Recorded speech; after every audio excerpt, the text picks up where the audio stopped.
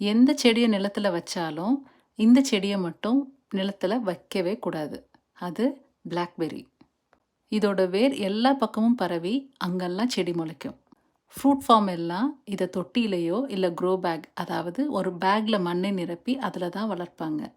இந்த ராஸ்பெர்ரி போல் இருக்கிற பழம் இன்னும் பழுக்கலை, நல்ல கருப்பாக இந்த மாதிரி இருக்கணும்.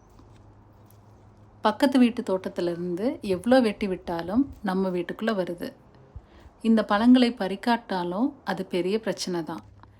இதெல்லாம் கீழே விழுந்து அதில் இருக்கிற விதைகள்லேருந்து மறுபடியும் செடியாக முளைக்கும்.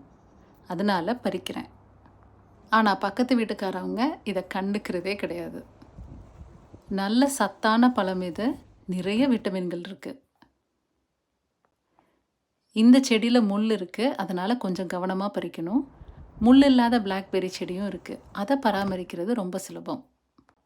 குளவிகள் பாருங்க இந்த பழத்தை சாப்பிட்றதுக்கு எப்படி பறந்துட்டு இருக்குன்னு. பயந்துட்டே தான் பறிக்கிறேன், கொட்டு வாங்கிடுவோமோன்னு. கொட்டுச்சுன்னா அவ்வளோதான். என்ன நடந்தாலும் பாருங்க, இந்த குளவி மும்முரமாக அந்த பழத்தை வந்து சாப்பிடுது. இந்த பழம் இனிப்பு, புளிப்பு, துவர்ப்பு எல்லாம் கலந்த கலவை. பறிக்க பறிக்க வந்துட்டே இருக்கு.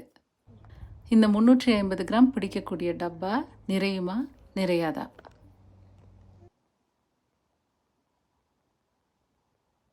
நிறைஞ்சிடுச்சு. கடையில் போய் இந்த ஃப்ரெஷ் ஃப்ரூட் வாங்கினா கிட்டத்தட்ட 400 ரூபாய். இங்கே 4 பவுண்டு. ஒரு பழத்தை நசுக்கி காட்டுறேன். இதில் இருக்கிற குட்டி குட்டி பழத்தில் ஒரு விதை இருக்குது. எவ்வளோ ஜூஸ் வருது பாருங்கள், மருதாணி கலரில். தண்ணியில் கழுவி அப்படியே சாப்பிடலாம், இல்லைன்னா பிரெட் டோஸ்ட் கூட பிரேக்ஃபாஸ்ட்டில் சாப்பிடலாம்.